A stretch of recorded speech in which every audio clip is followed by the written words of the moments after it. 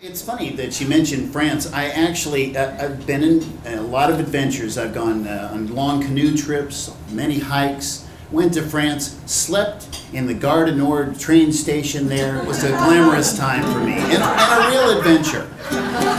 But I think some of the best adventures have been just figuring out how to live in the regular world and with your choices. For example, when I decided to start telling stories full time, well, that was a big jump because I had been just a part-time teller and I was a school teacher. And so I, was trying to get whatever gigs I could, and I had decided that I was not going to say no if I could help it. Now, it made me tell a lot of different stories in a lot of different places. And, well, this is the story of how I ended up in a very strange place. As I went out walking one morning for pleasure, I spied a cowpuncher riding along.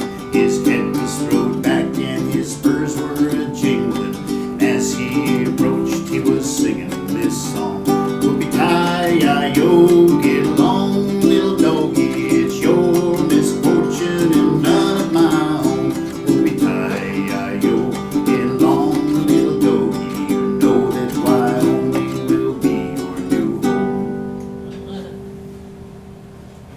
So I'm a singing cowboy. Much to my surprise. I really didn't plan on ever being a singing cowboy, and, well, I don't know how much of one I really am, really. But I started taking jobs, storytelling, and I took them anywhere I could. And eventually, I got a call from Clowns Unlimited.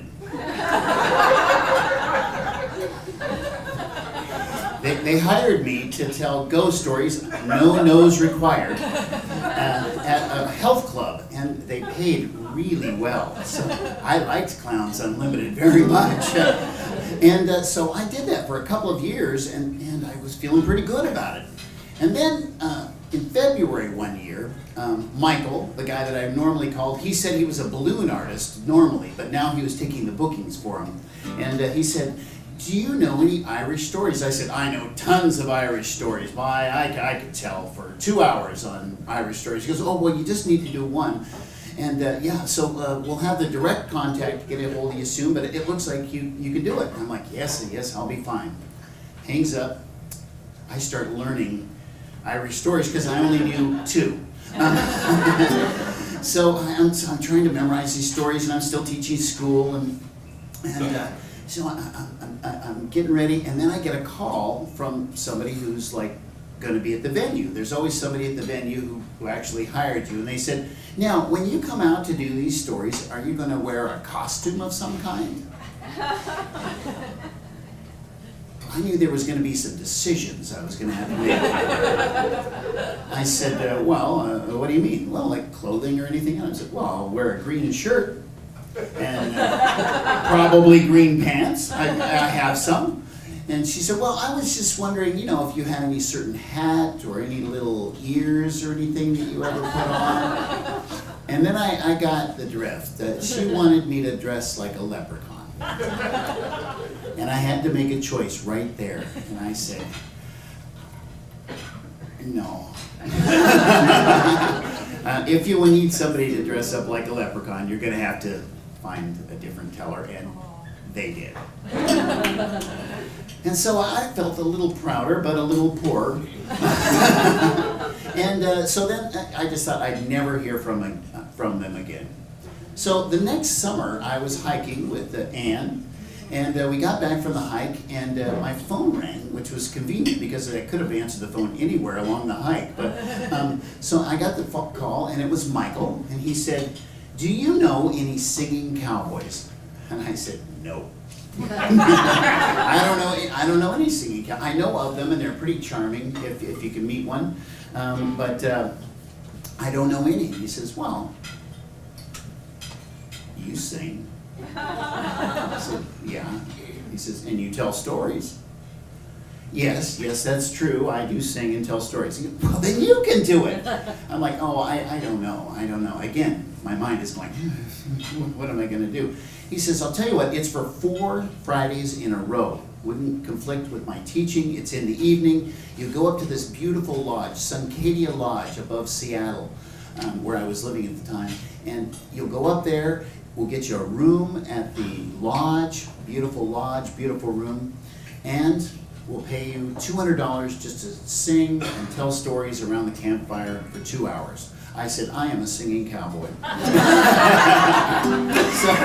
So I knew a few songs, and I also figured out that I knew a lot of folk songs. I thought, well, those will work because people, they don't really know the difference. I hope, anyway. And I thought, should I buy boots? I'm like, no, I won't buy boots. I'll just put my hiking boots on, and I'll buy a shirt that's a cowboy shirt, right?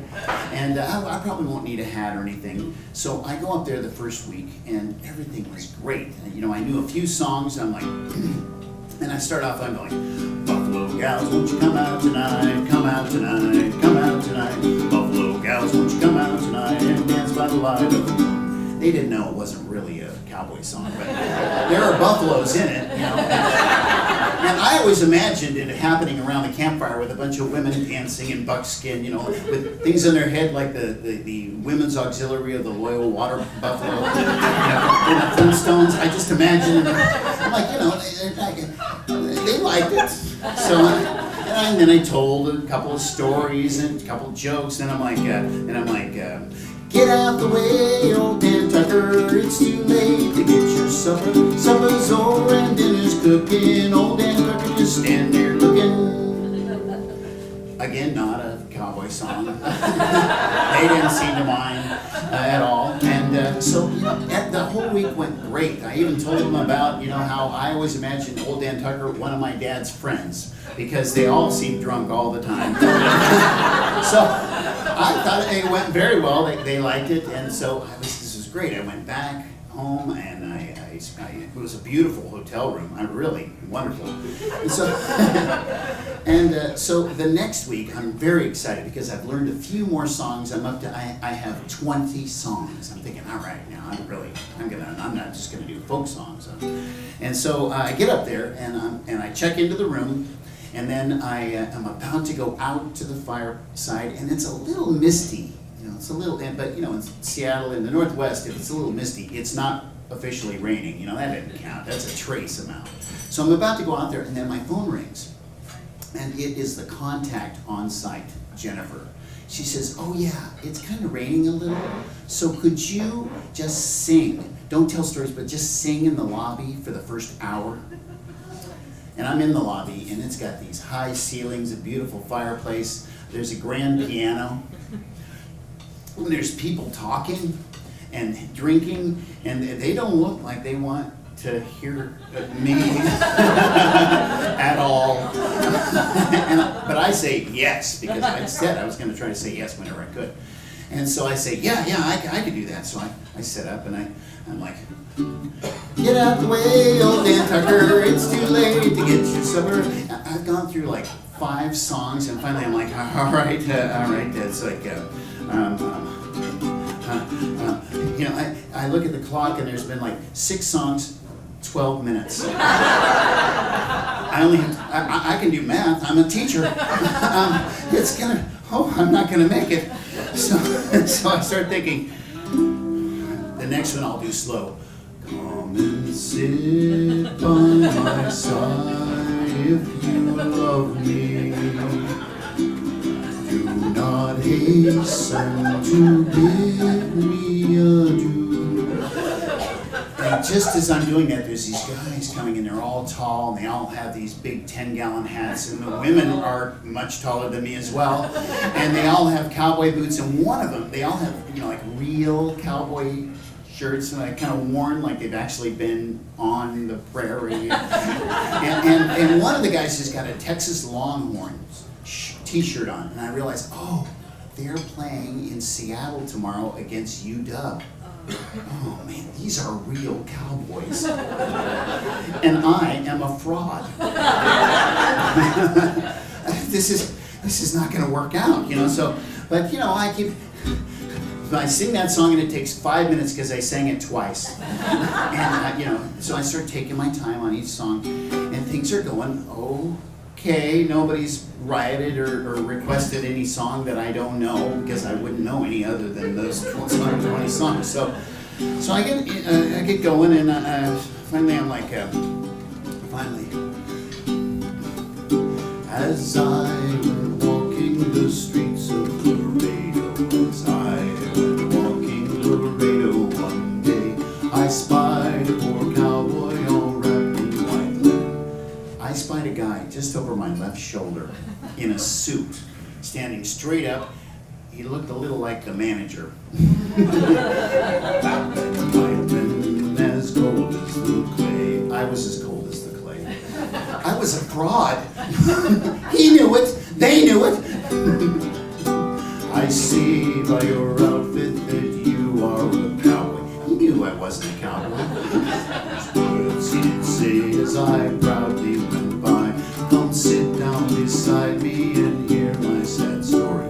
He was going to sit me down and tell me a sad story. I'm shot in the breast and I know I must die. I was going to be fired. So I finish the song, and the guy leans in and he says, "Sir, are you a guest here at the hotel?" I am, but I've actually been hired to tell stories and sing songs out by the fire. But I was called by Jennifer. She's the one, I don't know if you know Jennifer, but she hired me. And I'm supposed to sing out there the next hour, but the first hour in here. But I will stop. I will go out there now. I'll go out and back if you like. I'll go wherever you like. And he says, "No, it's good," and walks off. Because I'm in shock, I say, "Scud? What's scud?" "Oh, it's like good." "Oh, okay." So I finished the whole set, and I finished up, and there's like 5 minutes till, and I'm like, "Oh, this is fine," because I have to pack up and go out there. And I say, "Well, everybody, thank you so much.